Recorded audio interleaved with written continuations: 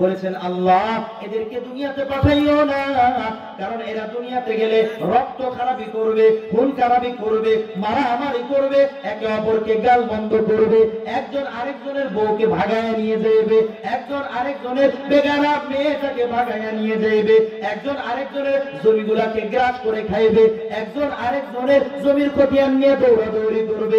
এই ধরনের খাসলতের মুসলমান আছে না? না।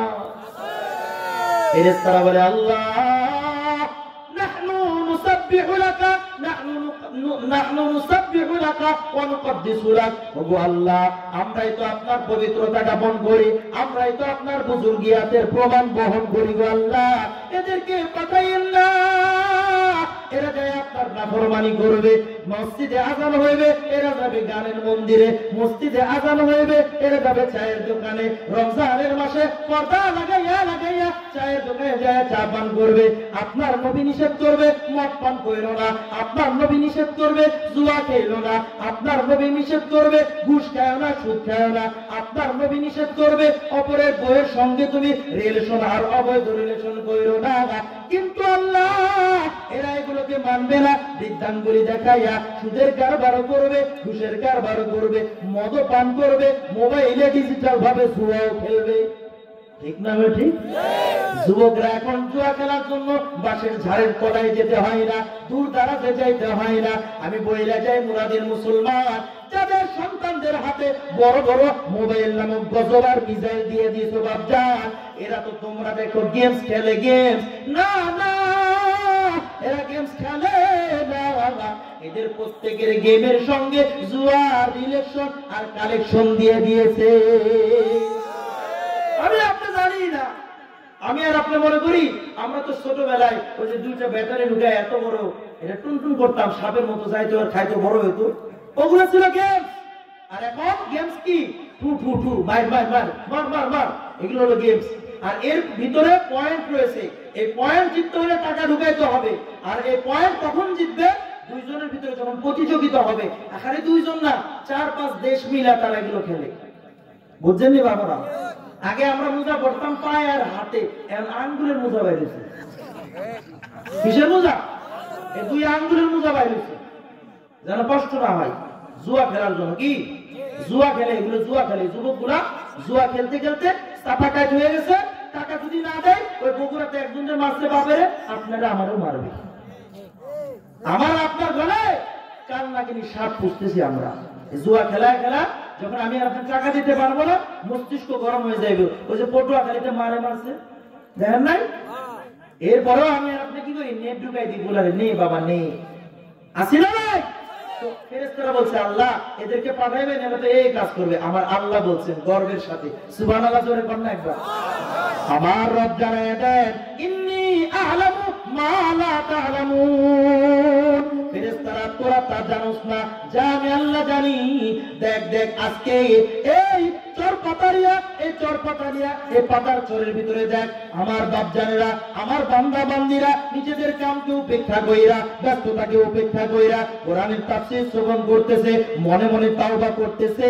জুয়া খেলবে না, চুরি কারবার করবে না, ঘুষের কারবার করবে না, আরেকজনের স্ত্রীকে বদনজরে দেখবে না, সুনজরেও দেখবে না। আছে না নাই? আছে না নাই? আল্লাহ বলে ফেরেশতা দেখ আমার বান্দারা কি করে, দেখ। এই ফেরেশতারা পর্যন্ত এই বান্দা বান্দীদেরকে এত মায়া করে রে ভাই, যা অন্য কেউ কোন আপনজন করে না। বলে কেমনে কেমনে? আল্লাহ রাসূলের সাহাবী হযরতে মুআবিয়া ইবনে মুআবিয়া, হযরতে মুআবিয়া ইবনে মুআবিয়া ইন্তেকাল করেছে।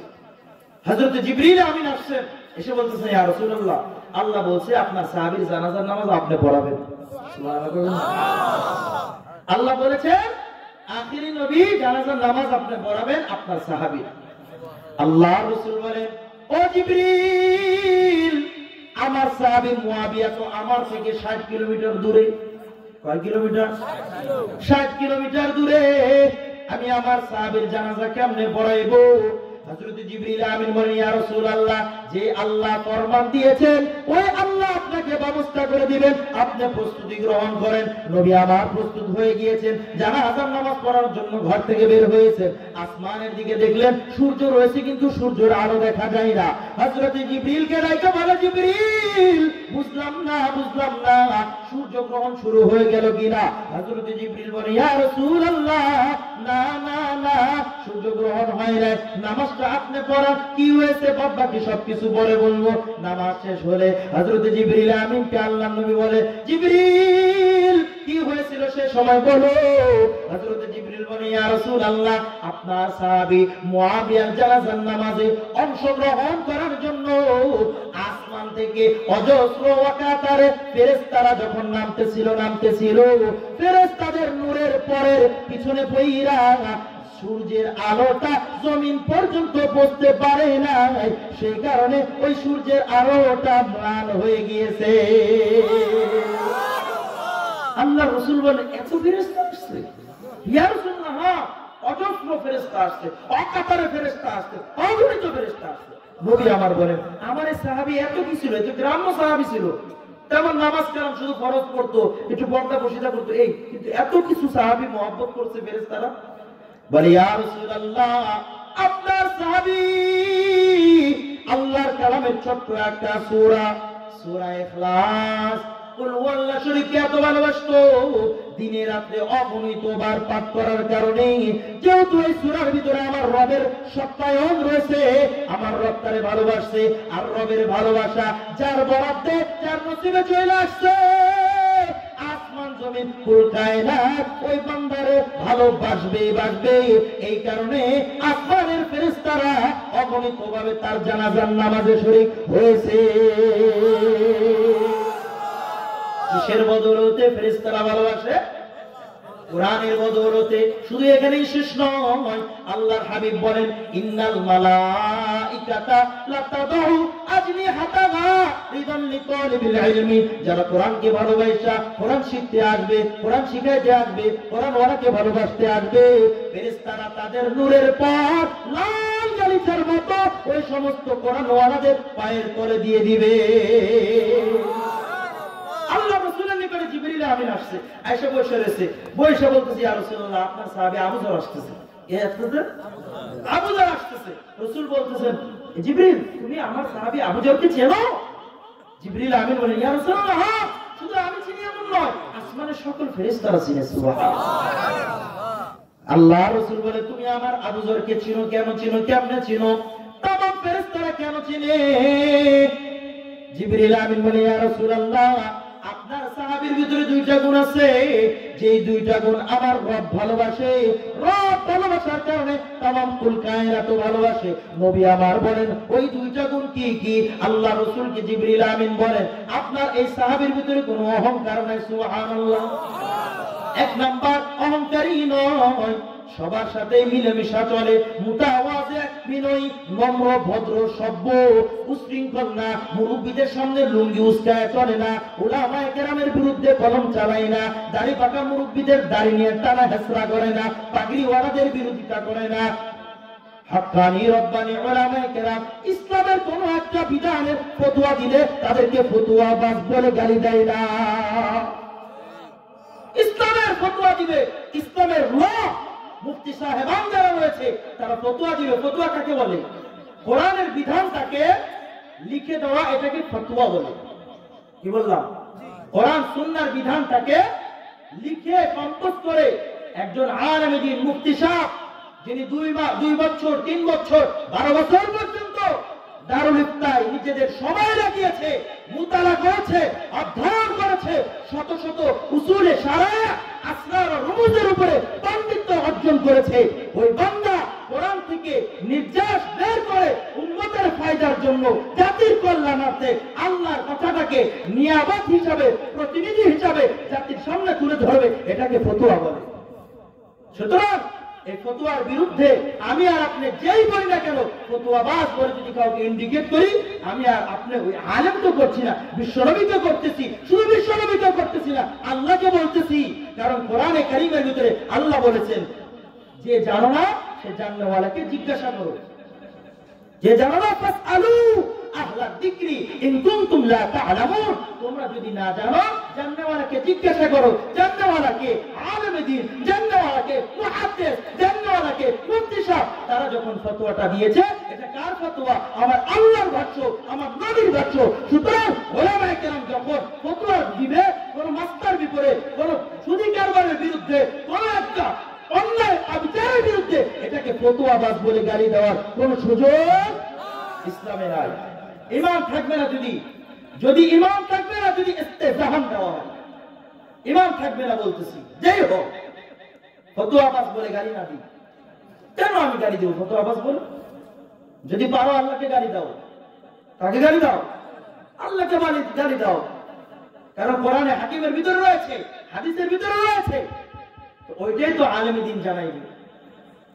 এদিকে আজকে কথা বলার সময় নেই। সুতরাং আল্লাহ রাসূল বললেন, আমার এই আবু যর নিরহংকার। কি অহংকার? নিরহংকার। বলে আরেকটা কি বলে? বলে ইয়া রাসূলুল্লাহ, কোরআনে হাকিমের সূরা বাকারাটাকে বড় মহব্বত করে, বড় মায়া করে আল্লাহ তাআলা তারে ওই কারণে ভালোবাসে। ওগো আল্লাহর রাসূল, এই কারণে আমরাও তারে ভালোবাসি।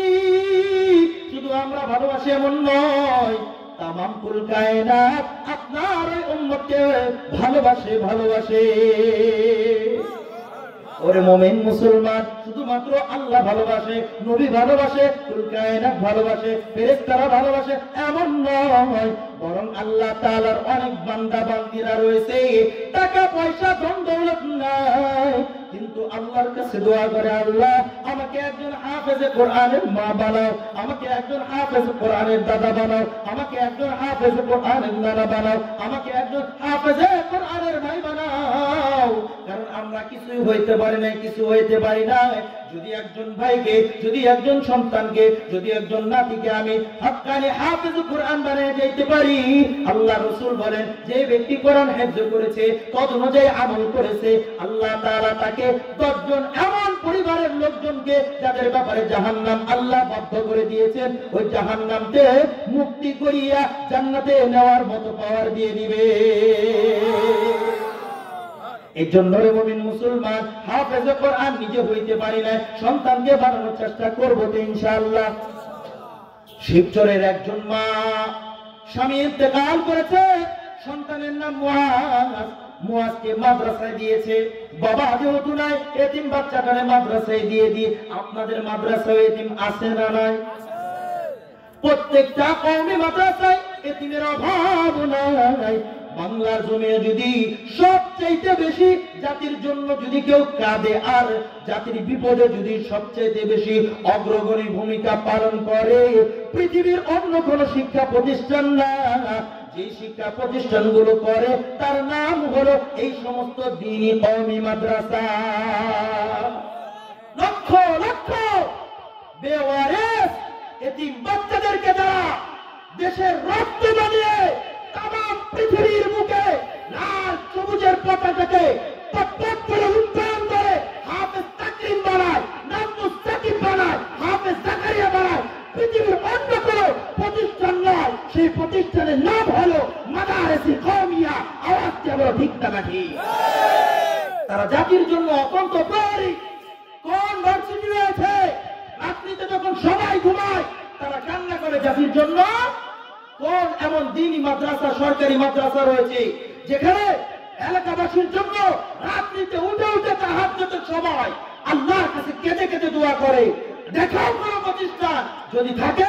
এই সমস্ত ঝুপড়ি ঘর কওমি মাদ্রাসার ভিতরে পৃথিবীর সবাই যখন ঘুমায়, সকলেই ঘুমায়, সে সময় ছোট্ট ছোট্ট নাবালিক বাচ্চাগুলো রবের কাছে দুহাত উঠিয়ে ফরিয়াদ করে বলে, আল্লাহ যারা আমাদেরকে জাগির খাওয়ার, যারা আমাদের বাসস্থানের ব্যবস্থা করেছে, আল্লাহ তুমি তাদেরকে হেফাজত করো, আল্লাহ তুমি তাদের উপরে গজব থেকে মুক্ত করো, তাদেরকে শান্তি দান করো। সুবহানাল্লাহ। আল্লাহর বান্দে সন্তানকে মাদ্রাসায় দিয়েছে, মাদ্রাসায় সন্তান মাদ্রাসায় পড়ালেখা করে, খুবই মুআদ্দাব, খুবই মুআদ্দাব। মাহফিলের ভিতরে যখন পাগড়ি প্রদানের সময় হয়েছে, হযরত আব্দুর রব ফরিদি দামাত বরকাতুহুম তিনি বলেন, ওই বাচ্চাটার নাম ঘোষণা হয়ে গিয়েছে, নাম আমি দাঁড়ায় রয়েছি, তারে পাগড়ি দেব, কিন্তু আল্লাহর বান্দা আসে না। পাশে বসা মুহতামিম সাহেবকে জিজ্ঞাসা করলাম, কই কই মুআজ কই? আল্লাহর বান্দা খালি অজরে খালি পানি ঢালে আর পানি, চোখের পানি ঝাড়তে ঝাড়তে কান্না আর কান্না। প্রধান হাফেজ সাহেবকেও জিজ্ঞাসা করা হলো, কই কই? বলে হুজুর মাহফিলের পরে আপনাকে সবকিছু বলবো। মাহফিলের পরবর্তী সময়ে হুজুর জিজ্ঞাসা করলেন, কি হয়েছে মুয়াজের, কি হয়েছে, মুয়াজ আসলো না কেন? মুহতামিম সাহেব কান্না কইরা বলে, হুজুর কি আর বলবো, আমার মাদ্রাসায় সবচেয়ে বরকতপূর্ণ একটা ছাত্র ছিল মুয়াজ, কিন্তু এই বাচ্চাটা গত 3 সপ্তাহ পূর্বে 4 সপ্তাহ পূর্বে টাইফয়েড জ্বরে আক্রান্ত হইয়া হুজুর হসপিটালে কিছুদিন থাকার পর হসপিটাল থেকে রিলিজ দিয়ে দেয়। মাদ্রাসায় আসার পর 1-2 দিন পরে আল্লাহর বান্দা ইন্তেকাল হয়ে গেছে। হুজুর কি আর বলবো, আমরা যখন কমিটির সঙ্গে ফয়সালা করে মাহফিলের দস্তরবন্দির তারিখ নির্ধারণ করছি, মুয়াজের আম্মা জান আমার একটা চিঠি পাঠাইছে। হুজুর চিঠির ভিতরে লিখছে, মুহতামিম সাহেব আমার কেউ নাই, সন্তানের যখন 1-1.5 বছর বয়স সে সময় আমার স্বামী হারাইছি। আমার স্বামী হারানোর পর আমি মানুষের বাড়িতে কাজ করি। হুজুর মনে বড় আশা ছিল সন্তানটাকে আমি হাফেজ বানাইমু, হাফেজের মা হয়ে থাকবো, কিন্তু হুজুর সন্তানটা দুনিয়া ছেড়ে চলে গেছে। আমি আপনার কাছে একটা আবদার জানাই, আমার মুয়াজ যেহেতু এবার পাগড়ি নিত, মুয়াজ যদিও দুনিয়াতে নাই, আমার মুয়াজের নামটা আপনি মাইকে ঘোষণা করবেন। আমি মা পর্দার অন্তরাই থেকে শ্রবণ কইরা মনে করব আমার মুয়াজকে আমি পাগড়ি পরাইতে পারছি। হুজুরকে রিকোয়েস্ট করে বলে, হুজুর যেহেতু আমার সন্তানও মারা গেছে, স্বামীও মারা গেছে, জানি না আমি কতদিন বাইসে থাকবো। হুজুর চিঠির ভিতরে লিখতেছে, আমার ওই যে সন্তানের পাগড়িটা আছে এই পাগড়িটা কাউরে দিবেন না, এই পাগড়িটা আমি মায়ের কাছে পৌঁছায় দিবেন, কারণ জানি না কখন আমার মরণ চলে আসে, দুনিয়াতে আমার কেউ নাই কেউ নাই, আমি আমার পরিবারকে বইলা যাব, আমার মুয়াজকে যেহেতু পাগড়ি পরাইতে পারি না, আমার মৃত্যুর পর দোকান থেকে কোনো কাপড়ের কাপড় আনবি না, আবার মুয়াজের পাগড়ির মাধ্যমে আমি মার কাফন করে কবরে লাগবা। কিয়ামতের ময়দানে যেন আমি আমার সন্তানকে বলতে পারি, বাবা তোরে আমি দিতে পারি না, কিন্তু আমি তোর মা জননী তোর কাপড়ের কাপড় বানাইয়া তোর পাগড়ির মাধ্যমে আজকে জান্নাতে যাওয়ার আমি ওসিলা বানাইছি। ও মুলাদির বাপজানরা আমার, জানি না কার সন্তান হাফেজ হয়েছে, কার সন্তান হাফেজ হয় নাই। যদি সন্তান না থাকে, নাতি লস্করকে হাফেজ বানাও, নিজে হতে পারো নাই, সন্তানকে বানাইতে পারো নাই, কিন্তু যাদের সন্তানকে মাদ্রাসায় হিফজ পড়ার জন্য দিছে, কমসে কম যদি তাদেরকে ভালোবাসতে পারো রে বাবা, ওই সন্তানগুলোই তোমার ইন্তেকালে আল্লাহর কাছে দোয়া করে বলবে, আল্লাহ এই মহল্লার যারা ইন্তেকাল করেছে, যারা আমাদের জন্য তন্ত্রী প্রহরীর মতো দায়িত্ব পালন করছে, আল্লাহ তুমি তাদেরকে মাফ করে দাও। এই জন্য কে কে এমন আছো যে আমার সন্তান আছে, নাতি লস্কর আছে, আমি হাফেজে কোরআন বানাবো, সন্তান নাই, নাতি লস্কর নাই, কিন্তু মাদ্রাসার সঙ্গ দেব ইনশাআল্লাহ। আল্লাহ তুমি আমার বাপজানদেরকে কবুল করো, বলেন আমিন। এই জন্য বাপজান, এই যে পাশে মাদ্রাসা আপনাদের জন্যই, আপনাদের মাথাহাতেই চলে, এইখান থেকেই তো পড়াশোনা করে আপনাদের সন্তানগুলো আজকে ঢাকা শহরে বিভিন্ন বড় বড় মাদ্রাসায় তাদরিসের খেদমত আঞ্জাম দিতেছে, মাসাজিদের খতিব হয়েছে, বিভিন্ন জায়গায় দ্বীনি তাকাজা পূরণ করতেছে। সুতরাং এই বাতি ঘর যতদিন পর্যন্ত থাকবে বাংলার জমিনে কখনো বাতিল আসতে পারবে না, বেদাতিরা তারা তাদের আস্তানা গাড়তে পারবে না, ঠিক না ঠিক? এজন্য বলেন এই সমস্ত মাদ্রাসা থাকা দরকার না বন্ধ হয়ে যাওয়া দরকার? থাকা দরকার না বন্ধ হওয়া দরকার? যদি কেউ বন্ধ